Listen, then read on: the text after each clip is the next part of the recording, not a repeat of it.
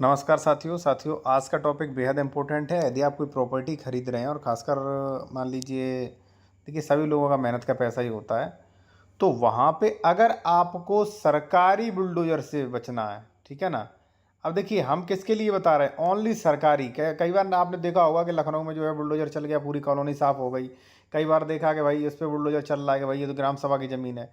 तो सरकारी बुलडोज़र से बचना है तो आप ये चेक कर सकते हैं ये डॉक्यूमेंट्स कैसे चेक करें, क्या ज़रूरी होता है, क्यों ज़रूरी होता है, तो मैं बताऊंगा CH-41 के बारे में ये क्या कहता है, ठीक है।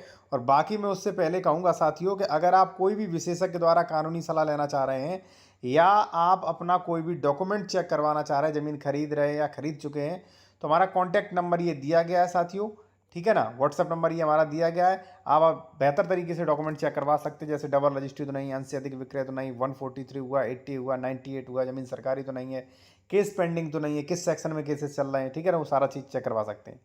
अब देखिए ये चेक करना इसलिए ज़रूरी है साथियों, ये वाला डॉक्यूमेंट्स, क्योंकि यहाँ पे आप देखेंगे एक व्यक्ति ने 25 लाख का लोन जो है वो लिया बैंक से।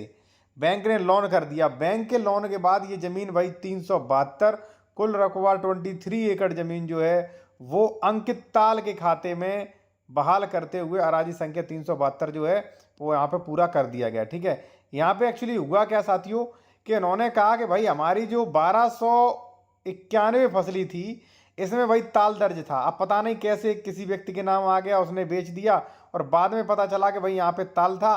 तो यहाँ पे देखिए, यहाँ पे स्पष्ट देख सकते हैं कि अभिलेख संशोधित हों, ठीक है, और 10/8/2024 आदेश अंग होगा, यानी कि इन्होंने अपनी जमीन उठा के तालाब में दर्ज कर ली। अब हालांकि कहीं ना कहीं ये सरकार की गलती है, तो आप भी ये चेक कर सकते हैं कि 1290 फसली या पुराने समय में कभी ये जमीन तालाब, चरागाह, आरक्षित श्रेणी की तो नहीं थी, ठीक है ना। अब जैसे मान लीजिए आपने CH-41 निकलवाया, तो इसमें लिखा है पिछले बंदोबस्त की भूमि श्रेणी।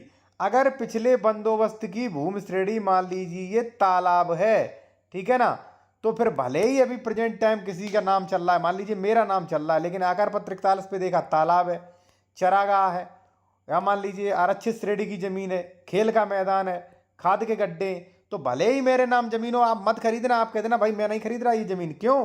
क्योंकि अगर किसी ने भी एप्लीकेशन दे दिया या एप्लीकेशन नहीं दिया, कभी भी सरकार लेखपाल के संज्ञान में आया, तो वो तुरंत क्या कर देंगे, तुरंत आदेश का रेस्टोरेशन करेंगे और 32/38 में एक ऑर्डर पास करेंगे कि भाई ये जमीन सन फसली में, यानी कि 50 साल पहले या 20 साल पहले सन फसली 1291 में या 1290 या 1333 में जो है तालाब के रूप में दर्ज थी, मैं फिर से ये तालाब में दर्ज करने जा रहा हूँ।